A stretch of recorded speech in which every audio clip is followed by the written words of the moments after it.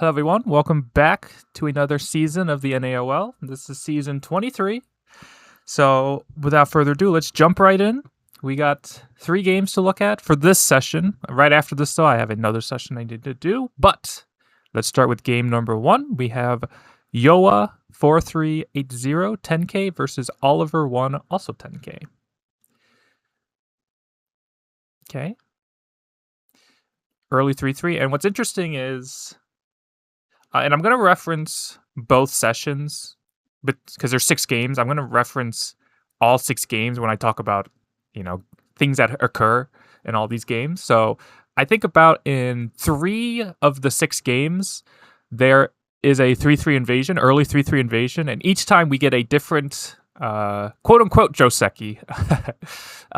We get a different variation that happens at least. So in this one, we get the 1-space jump, which is probably okay. It is good enough to just extend, but it's okay to do this jump. And then black splits. So general rule of thumb, when you have thickness, right? So obviously, white has thickness here. And again, while AI has now taught us this thickness from the early 3-3 is not as good as we once thought, it is still thickness, right? Especially at the DDK level. So whenever you have thickness, what should you do with your thickness? You should always try to push your opponent towards your thickness. And so how can we do that? How can we force our opponent to go this way? Well, that is where we will play from this direction. And so the idea is, and this is if you've ever heard, don't try to build points with your thickness. So that would be like if white played from this direction, white would be trying to make points in this area. But if you play here, white is building the points in the lower left. That is white's profit from attacking. And so if black has to encroach on this lower right thickness, then black's going to get very weak. Now again, AI has shown us this peep is very powerful, but even with this, you're still following fundamentals. You're still following push your opponent towards your thickness. Now, white just goes elsewhere, which it's okay, but when your opponent splits your side, generally you want to get your follow-up. Black plays there, white goes there, yes, and black plays there, sure. And then white takes that. So yeah, if white wants to split the top, this is okay, but yeah, this is definitely urgent. Because as always, play urgent moves before big moves. Big moves are like playing in the space on the boards that's just the biggest. But urgent moves have to deal with stones that are not yet alive or settled. And so this stone at the bottom here at L3 does not have a base yet. So this is an unsettled stone. This is an urgent area to play. So that's why if white can get, let's say, even black to extend and then come back, right? White was able to get a response here on the bottom. So that's why it's so valuable. Okay, so then black helps that stone. White kicks, and white's next move is sometimes possible, but is very rarely seen. Generally speaking, you want to play, after the kick, you want to play on the 3rd or 4th line. In the game, white plays on the 5th line. And the problem with playing on the 5th line is you leave a lot of bad agcmattxi on the left side here. And as you'll see, if this is your first time watching one of my reviews, welcome, of course. But also, one thing I always want to get players to start viewing the game with is shape. If you can think about shape in the proper manner, it's not that shape is the end-all be-all, but it's a good starting point. And so if you were to just look at white's shape on the left side here, again, not that black wants to do this immediately, but how would black in the future potentially invade the left side if we were to consider white's shape here? And so what you want to look at is this knight's move, right? Knight's moves can be cut. And if you were to cut it directly, it would probably be like white could probably hold. But what is the weakness of the knight's move? The weakness of the knight's move is the dog face spot. And so if you don't know what a dog face is, that is this shape in the center here, where you kind of have 2 knight's moves. You can view it that way in a 1-space jump. That is a dog face. Or let me show it like this. You got the 2 eyes and you got the nose right there. And so the weakness of the knight's move is the dog face spot. So black has one of the weaknesses already. But that means in the future, if black can get this move, this is very severe towards white's shape. So why is this severe? Well, one, whenever you invade, you need options. And so how many options does black have to help this stone at c6? Well, black is one, threatening to now cut through this knight's move. Black is also threatening to invade the 3-3. Black's also threatening to come out some way on the left side. So black has 3 ways black can help this stone. And so it doesn't matter which one white picks, black can utilize one of the other ones. So if white fixes this shape somehow, well, black can just live easily. If white tries to surround, well, black can just push and cut. And now this stone is in danger at e6, but also the corner. And if white protects the corner somehow, maybe something like this, same thing if black still just pushes and cuts. The corner is weak, the outside is weak. This is tough for white. And so all of this is avoided if white plays either the one space jump or the knight's move. So yeah, always look for weaknesses in your shapes as well as your opponent's shapes as well. Now black's next move I really like. I really like black's next move because another proverb is whenever you have stones that are on the side, you want to make sure they have a comfortable extension. So when you have 2 stones, you want to extend 3 spaces. So ideally, black would have a stone somewhere at k3 or k4. But black has a stone that's a little bit further away. And so because of that, black does or should feel the need to help this group, and black does. Black plays this move. So I really like this move. This is a really nice move. Otherwise, if black does something else, white could come inside and split black, and this would be very painful. So this is a very nice move. White invades the 3-3. This is a little early. Usually you want to invade the 3-3 like this when black has the outside. Let's say black had a move like this, and then maybe a move like this. That would be the time to then take the corner, or try to take the corner, that is. But just taking it outright, as white did, is a little early. Because it's not the same as doing the early 3-3 like in this case. Because black's going to run us into this f17 stone. So it'd be better just to make some approach like this and try to build the left side. Maybe approach the corner and put pressure on the upper left. Because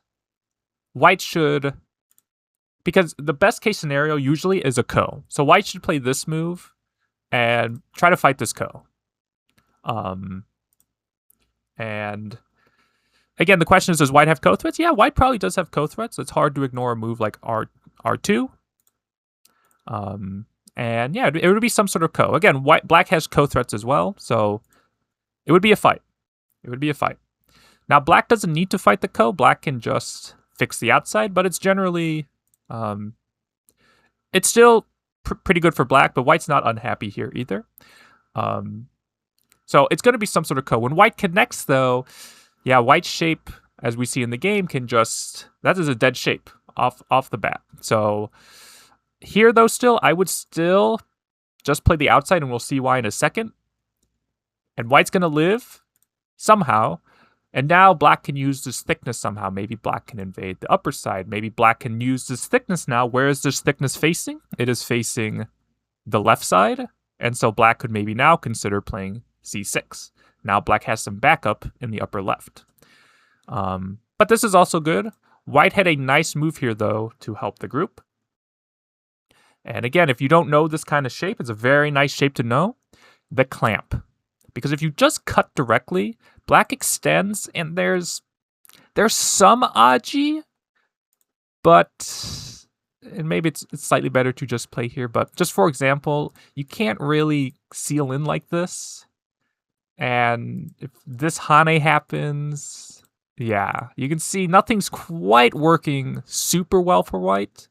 But white can fix that by clamping. And in general, clamping on the second line like this is pretty much always a good move if you can make this move. Like, for example, if white ends up getting this in the game, same thing. This second line clamp is so painful. It's so painful. And it's no different here, which is, again, why I think black should just seal in the corner. But now let's see why it's so painful. So the question is, can black separate? General rule of thumb is if our opponent cuts us, we will cut them. And this would just be a collapse for black, because black needs to be able to cut here. But now, once black cuts, either these 2 stones are going to die or these 2 stones are going to die. Black fixes here, we can capture these. And if black fixes the left side, we capture these. So that's not going to work. So if our opponent cuts, we cut. If our opponent connects, we connect. And because of this kind of empty triangle shape black made, it's very hard for black to seal white in, actually, because black shape is very bad. For example, if black tries to play this kind of move, even if white pushes and cuts and then turns, all white needs is an eye.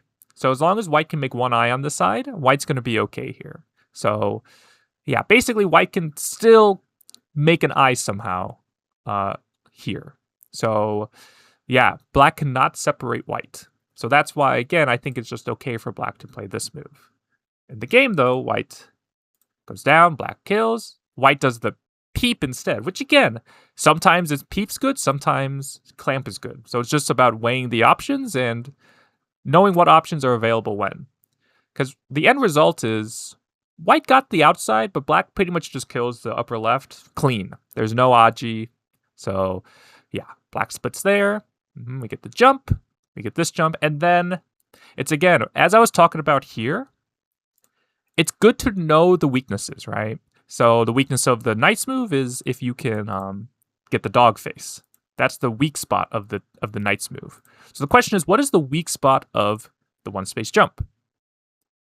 Well, the weak spot of the one-space jump is playing inside like this, right? Now, the difference is this weak spot is very hard to utilize, actually, whereas this one, you will see this, hopefully you will see this weakness of the knight's move a lot. And again, the idea is that it's not always the best move, but it's a good starting point. So if I was like looking at this left side saying, oh, how would I invade it? I would start by looking at white's weaknesses. And this would be the weakness of the knight's move. But the problem with the one-space jump is there's 4 ways that need to work for black to make it a success. And so if even one of those ways doesn't work for black, it does not work. So in the game, black does wedge here. But as we'll see, basically any way white picks is not going to work for black, as it turns out. If white went this way, notice this peeped black here. So even if black cuts here, white cuts off that stone at the top. Okay, what if even white goes this way? White cuts off the stone in the center. Okay, what if white Atari's this way? Well, even if white connects this way, cut. Oops, sorry. White's going to be able to take the corner. So you can see any way black plays is going to work for... Any way white plays, I should say, is going to work for white. And you have to be able to cut. You can't just peep, otherwise your exchanges are not that good. Like, you just made white stronger. In the game, though, white chose this way. And this way does work, but you need to know the follow-ups. And this is a very important, very, very important concept here. Is threatening more than one thing at one time. So, and this, again, it might come up in this, it comes up in one of the other games, this kind of shape. Again, I can't remember if it was this session or the next session, but this kind of concept comes up where obviously white would like to be able to go here to capture the 2 stones, but, obviously black can extend liberties and nothing's going to work for white. So white needs to threaten first on this side to be able to play O18. So what different moves threaten to play O18? So in the game, white played Q18. But when black saved, there's still no way to capture this cutting stone.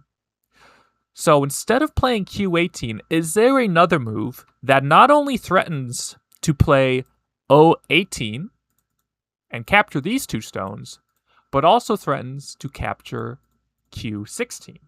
And these are the kind of questions you need to try to ask yourself when you're playing. You need to try to be as efficient as possible. So what is the move that threatens both O18 and capture the 2 stones, or capturing the stone at Q16? White can play at R17. So this still threatens to play at O18, but now, if black fixes, now white can net this stone at Q16. If black tries to help this side, though, then white can capture the 2 stones here. Because it's 2 liberties to 3 liberties. Yeah, white's captured it. So, yeah, that's how you want to think about positions like this. So white goes here, but now there's no other move to threaten. And again, technically speaking, white probably could have played this way and captured or cut off this side on the stone on the side. But, yeah, black would still save the corner. So it's still better than what happens in the game, but yeah. Because in the game, white realized can't capture it, so white Atari'd that way and jumped, but the corner is still weak. So, yeah. We get that. Descent is very nice. Yeah, if white had gone here, white would be alive, so this would be the best move to play. White goes down, though. Or, yeah, goes down. Plays there. White goes down. This threatens the squeeze. Black just jumps here. I think black should just push and cut this. Again, the board is constantly changing. Like, a move ago, black couldn't play here, right? But once white played here, now this peeped this one space jump here. So it's very important to try to keep track of all the changing board states. So, you know, if white Ataris and goes here, you could capture like this. So, okay, we get this. Yeah, so black just lived, but gave white pretty nice thickness. Obviously, though, white is dying on the top. Black Hanes. So white does the squeeze. This is a very nice, for 10k, this is very nice Tetsuji to know. Black goes down. Yeah, black probably wants to do this Atari first. You'll see how much it will help black. Or do this Hane first as well. This at least threatens to connect back to these 2 stones, which is very important, actually. So we get this. White seals black in. And if black had just taken, white has, what, 4 liberties? And black has, like, 5 liberties. It would at least be some sort of capturing race. In the game, though, black makes this eye on the outside, but this allows white to connect. And now, black just gets captured. So, yeah, you can see black could have captured these stones here. Black could have connected back here. But yeah, instead, black just gets captured. But okay, we get this. Very important note here. Always take a ko once, even if you don't plan on fighting the ko. So white just connects, but this allows black to just take these 3 stones. White can at least take once. Force your opponent to make a ko threat. Even if you plan on answering, just make them use a resource. A ko threat is a resource. So if you can force your opponent to use up one of their resources, that is a benefit towards you. So yeah, and obviously as well, when you take the ko, black doesn't have time to capture the 3 stones. So that's the benefit of that.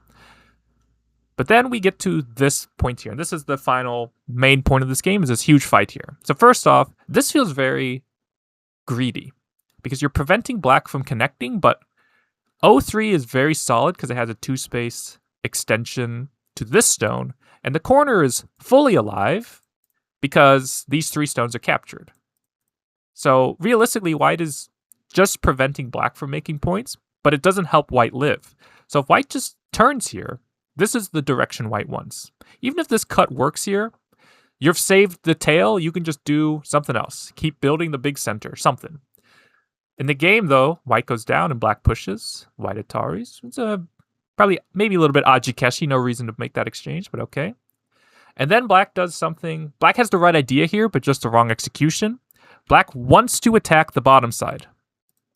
Right? Black wants to attack the bottom right. And so black's thinking, okay, where are white's friends? So obviously white has friends in the center, but black's saying, oh, white could maybe connect back to the left side. So right now I'm going to play towards the left side like this. So this is actually really good attacking. It's just a little vulgar the way black did it. If you've heard of the saying, if A, B, C, just play C, black did, let's see, if A, B, C, D, E, just play at E. Because notice black basically gave white the entire left side. There is now 0 agi on the left side.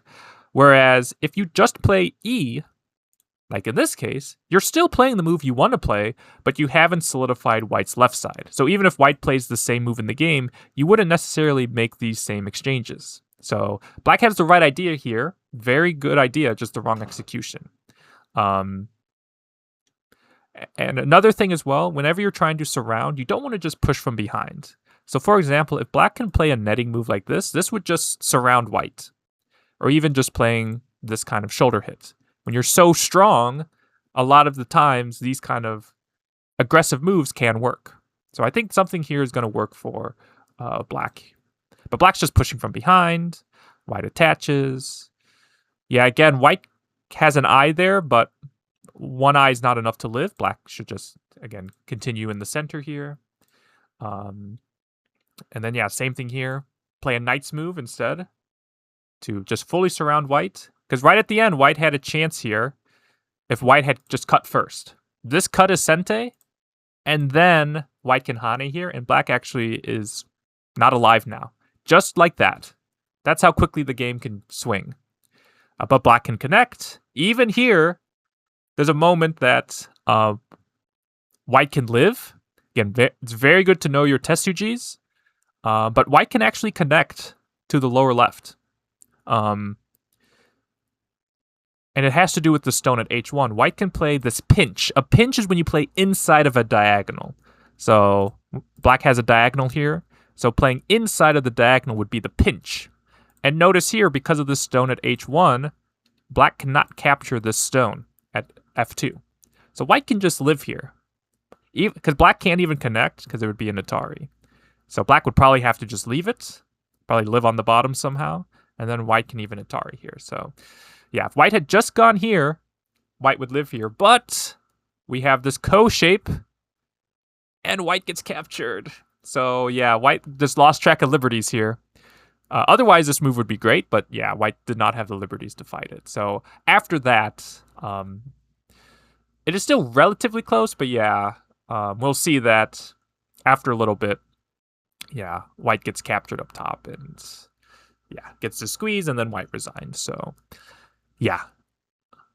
So good fighting by black to know that, oh, after the top I'm behind, I need to do something. But yeah, it was definitely white's game to lose after white surrounded the top. So yeah, overall, though, very nice play from both sides. So let's move on to game number 2.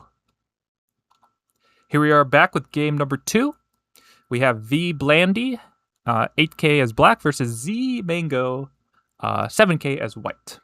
And we get a pretty interesting opening, actually, because we get, this is okay, we get 1 3/3 invasion, we get 2 3/3 invasion, and then we get 3 3/3 invasions. But the thing with all of them is each time they pick a different Joseki, or at least, yeah, different variations. So pretty interesting. Now, everything here is fine. And the real key with this is, what is the difference between when you pincer somehow, right? Play some sort of pincer, or when you back off somehow. What is the difference? What is the difference?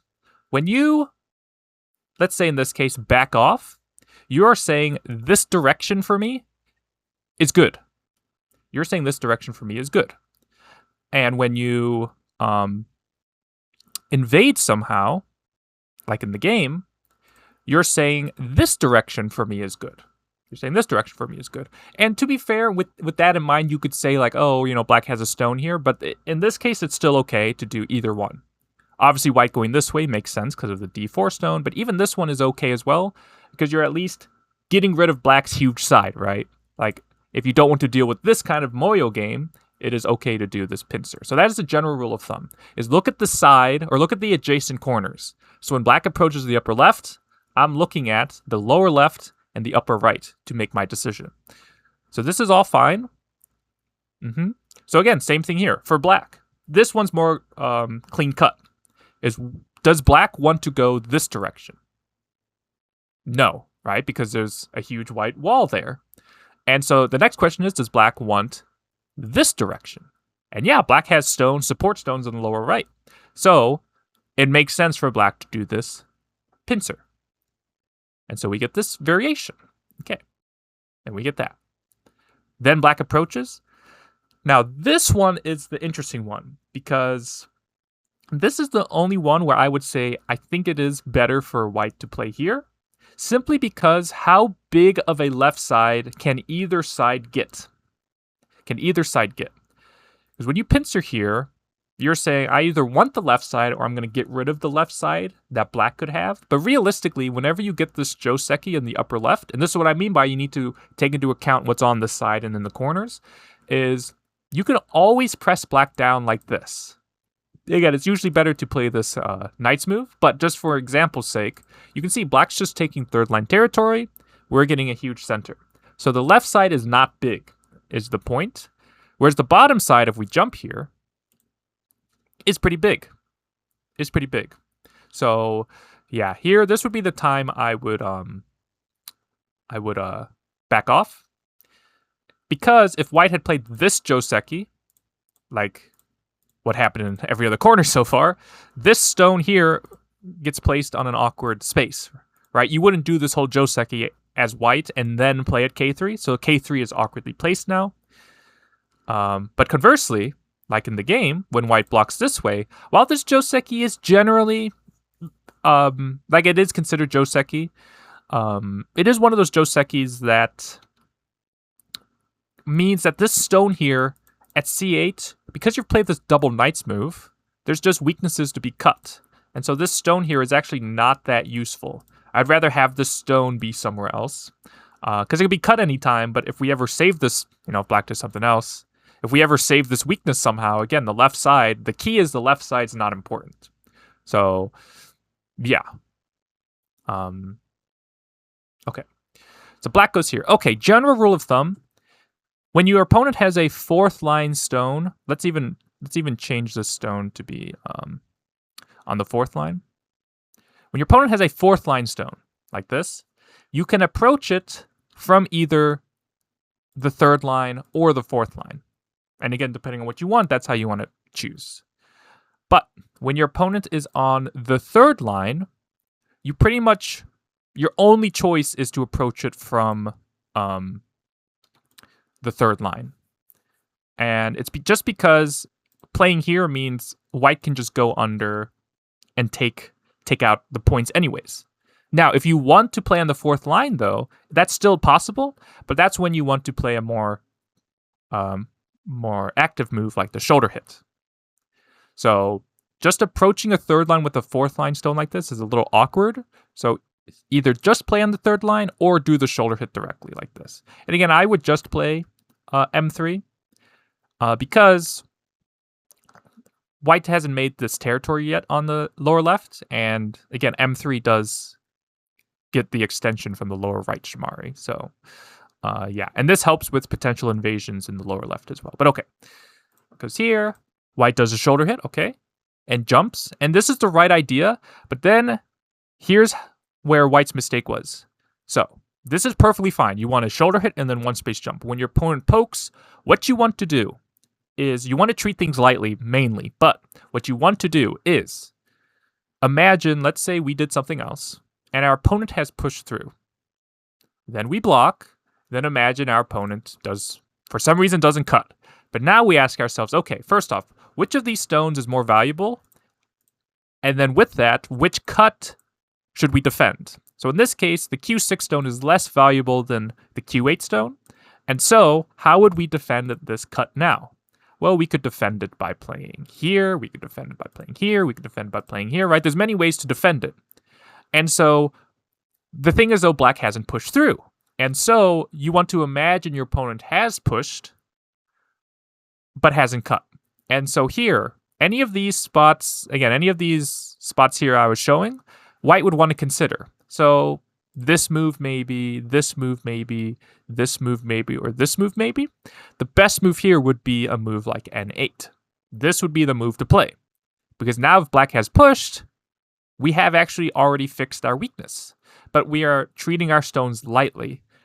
In the game, when white connects like this, if black had just maybe capped these stones, now white has to save everything. Because white got heavy. So, yes. Now this move again, black has thickness here, so black should try to be pushing white towards the thickness. Even if white turns here and we pincer, white does not have 2 eyes. So black jumps though. White plays here. I like this move. Okay. Hane, yes. Black cuts. Okay, I like that. Yes. This is all fine. This is a nice move, and this is, again, this is the problem, quote unquote, with the M4 stone. Black. Again, this is great shape knowledge, by the way. When you have a knight's move and you have the dog face spot, the weakness is jumping across. So this is all good by black. Now here, there was a problem. So as it turns out, black actually needs to play this move. If white connects, black can flatten white on the bottom to, again, attack this left side or this right side that's floating. So this is the way black actually needed to play, because, and again, it's obviously easier said than done, but you need to try to keep track of every move has pros and cons and has what I like to call a ripple effect. So the fact that white got O2 means now white can cut at R3. So white can now just cut at R3 because white got O2. A move ago, though, like here, white couldn't cut at R3 because black can just capture. So once white got O2, though, now white can just cut. So the fact that white just lived by turning and played here meant black got a very nice result for it. So yes, so black extends, okay. Yeah, white goes down, but I guess not realizing, again, L1 threatens to kill. So yes. Okay, Hane, this is okay. Order of moves here is very important. White can Atari here first, and then do the same Ataris. And what has changed is, while these stones are on the board, black has to play this move, right? Black has to fill in their own space there.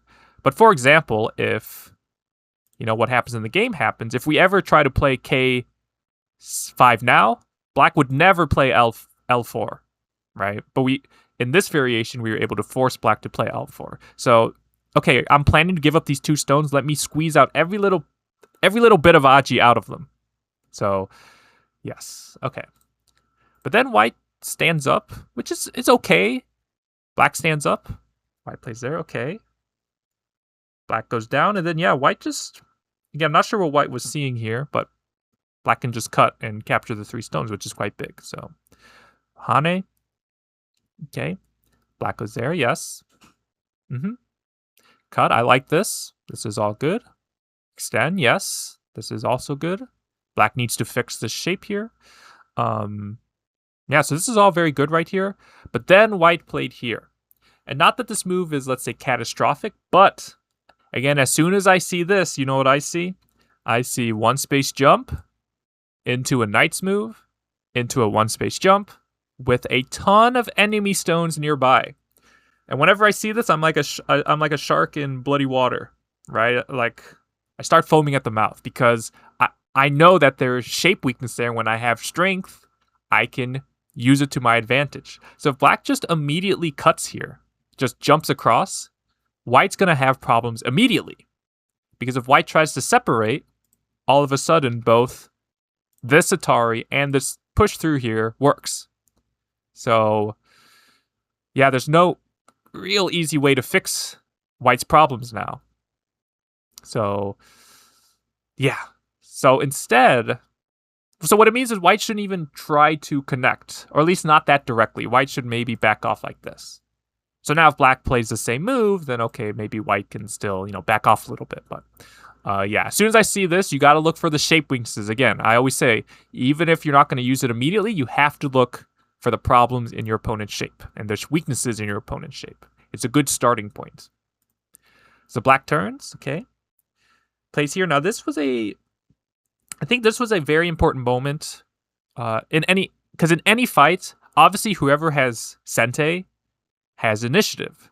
And so when black goes here, I'm going to ask myself, how valuable are those 2 stones there? How valuable are those 2 stones? Like, does it make R3 cut work? Well, not particularly, black can still save them. Do I get many points here? No, not necessarily. And also, if black takes that spot, because one, again, if I'm white, I'm fixing this weakness up top. But let's say white doesn't see that. Getting a move like E13 builds a huge center. And if black wants to capture 4 points, and even if I have to fix my weakness in the center, okay, black, you can take 4 points. I'll take more than that elsewhere. So, yes. So always try to ignore your opponent. Because, for example, in the game, yeah, black goes here, and this is very good direction, but also white's lower left is very weak as well. If black just, pushes here, yeah, I don't know how white not only saves the lower left, but also, keeps black out of the center. It's just white's juggling too much. So, okay, black goes there, though. Then we get that, yes. Okay, black fixes. But then, yeah, black does something very strange. Black plays this 2-space jump in the center of the board with a white stone already poking the jump here. So I'm not sure what black was looking at here.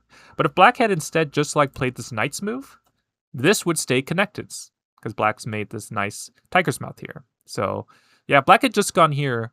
Yeah, that stone, as you will see in the game, doesn't get just completely cut off. So, yeah, again, not sure what black saw with that, but okay. Play there. Hane, yep, connect, okay. Sure. Push. And then black cuts, which again, this is the proper way to cut the knight's move, right? I think we saw that earlier, yeah. So this is correct. What's crazy is white got so much in the center that white can actually just give up the left side. And it's a close game because white even fixes here. So it's a close game all of a sudden. And yeah, pretty much it's going to come down to endgame. So we get this. Okay, white fixes. Push, push, push. Yeah, white goes down. Okay. So this is the right idea. This is the right idea. But there's actually a move white can get that's even better than Q2 or R2. And if I just asked, what is a nice shape point in black shape? Again, what is a nice spot for black to get? Try to take that as white. White can play at S2. And somehow white stays connected. Somehow white stays connected. If black goes down, we cut here. If black tries to fix both, white can still connect. So if black plays here, white can poke inside.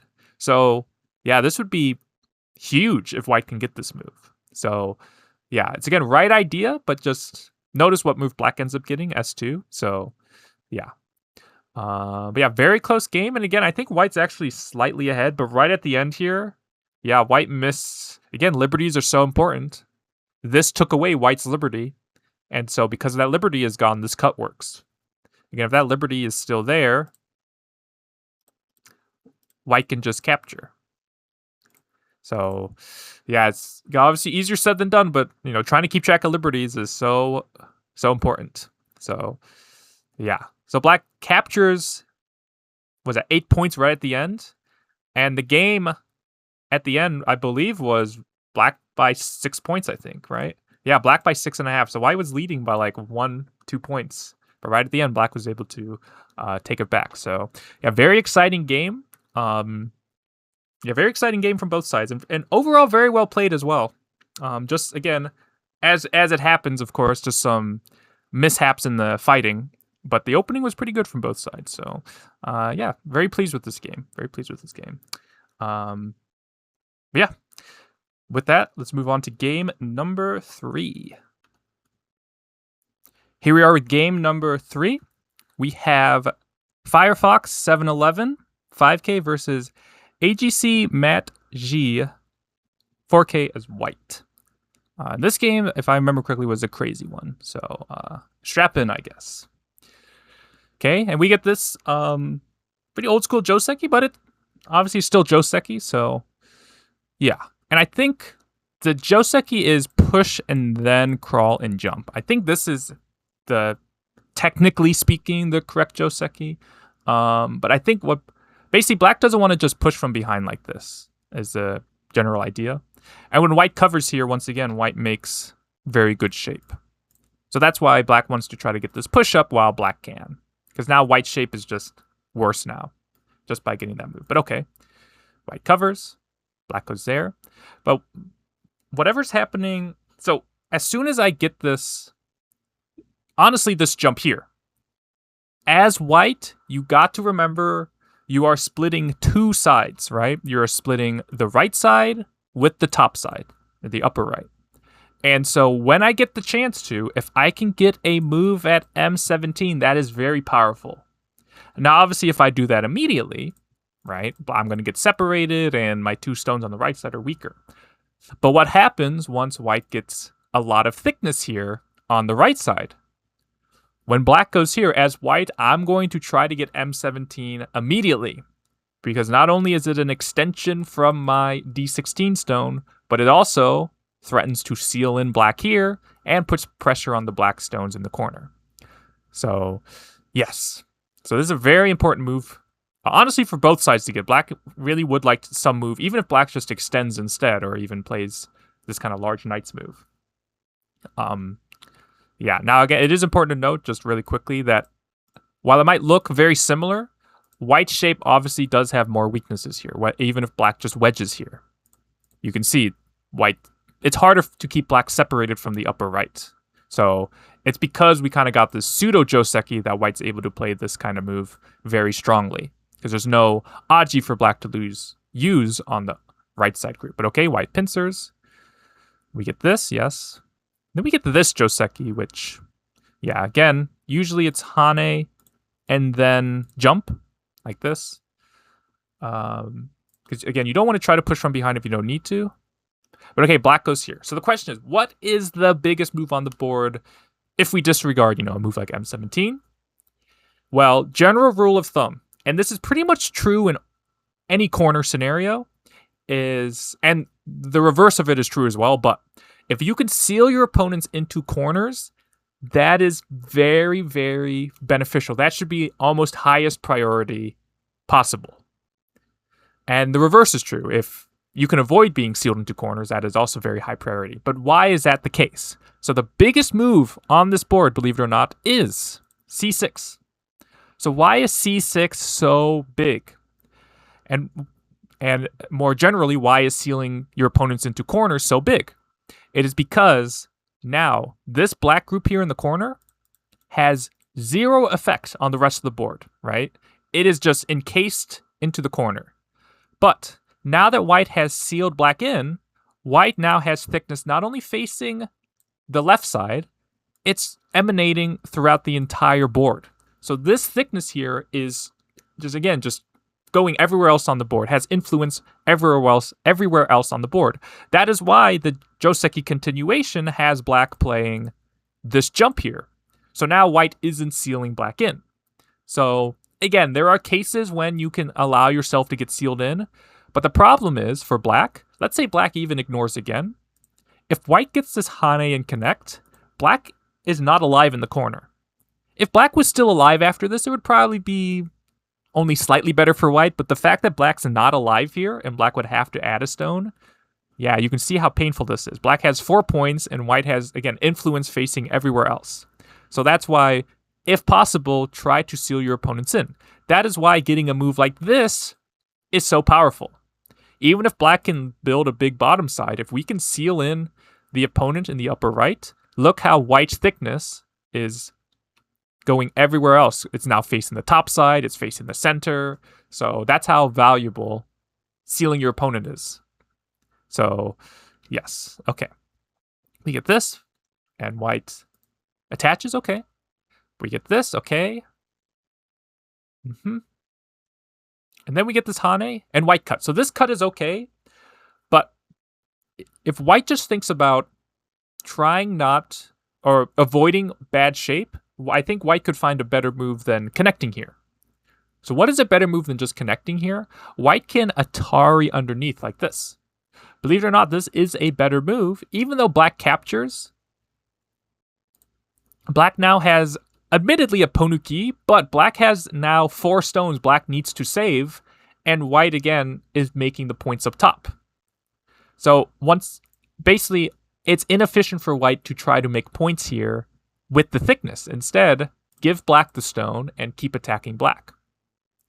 Because again, is black gonna help the top side? Well, then now black's stones here are in danger. But if black, just pushes, then we make all the points up top, and black is still very weak here. So, yeah, of just having the inkling of, okay, maybe I shouldn't make a double empty triangle. Maybe I could find a better move, right? Because black Ataris, white only makes like 5-6 points there. And black, again, seals off the entire top side. So, but okay. So here, white needed an exchange here. White needs to play at h16 now. Because obviously, black can't capture the 2 stones while this stone in the center is an Atari. But now after this, black cannot ladder the white stone because of the thickness here. So black just has problems. So once again, just like in, was it the first game? Yeah, just like in the first game, this move threatens to capture the 2 stones. That is correct, but there are other moves that threaten as well. For example, black can just connect. Just connecting does threaten to play this, to capture the 2 stones like this. So, yeah, just looking for more than one way to threaten the same thing is just a good habit to get into. Again, you're going to fail more than you'll get it right, but it's just a good habit to start building. It's just trying to find more ways. It's, in this case, not a great move, but black could play this kind of move too. This also threatens to capture the 2 stones. This kind of move as well also threatens to capture the 2 stones. So, yes, just looking for other moves to do the same thing. Okay, we get this peep. Yeah, and always remember, with peeps should be played and forgotten. So, when white plays here, black is locally stronger than white is, so white is just playing towards black's strength here. So, if white wants to play there, again, just treat it lightly. Maybe just play this kind of knight's move. Yeah, but with this peep here at J16, I would again actually be trying to split the top side. Again, it might look a little crazy, but we have thickness here. We have thickness here. And we have peeps that we can use. So, it's hard for black to, let's say black plays this kind of way. If we can peep next, right, we can actually just attack black on both sides. So, yes. Okay. But white goes there. Black peeps. Okay. Yeah, again, trying not to push from behind. If you can play the knight's move, play the knight's move. As long as this push and cut is okay, it's better not to push from behind. But okay, this starts kind of the main fight of the game, if you will. And always remember, the fight you are doing, because this is the trap white falls into in this game, is whenever you're fighting, you need to look for, where is my profit? Where can I get points elsewhere if my opponent lives? Because what happens is white pretty much singles in on the fight that's about to happen, and as we'll see, gets into a lot of trouble. But if white can think, what's the term? Flexibly, that's the term. If white can think about getting points elsewhere, if white can think about other parts of the board, this fight here would be great for white. Because this fight is great for white. Once again, black played this move here, forced white to play c6. White could just do this immediately. If black has to live in the center, then white's profit was killing the lower left. And there's no points in the center, there's a lot of points in the corners, so this would be good for white. If black has to play here then, okay, I've just gained a little bit because black forced me to play c6. But okay, we play there. White goes here. Yeah, this is, again, white has so many liberties here, and white's trying to play so safe, right? White's like, okay, no, let me just play my diagonal. Now, I know white is threatening to separate, but no. Again, you have thickness there. Push your opponent towards that thickness, right? Black's now being forced to live in this small area here. So, yes. Going after just one stone shouldn't feel satisfactory. But okay, black goes here, which again is a little crazy, because white says, okay, I'm going to split you. Goes here, yeah. So right here, this is like white's first chance to offer a trade. White should play a move on the bottom, like this. Because here's the question. How many points is black making in the center? Can you count that many on one hand? Like, black is not making anything in the center, which is why When you first start out on the 19x19, you're taught corner, side, center. So even if black can live in the center somehow, white has made as many points as white had on the left side on the bottom, but black has given up the entire bottom to get rid of those points in the center. So this would be a success for white. But if black has to continue trying to live here, I don't know, something like this.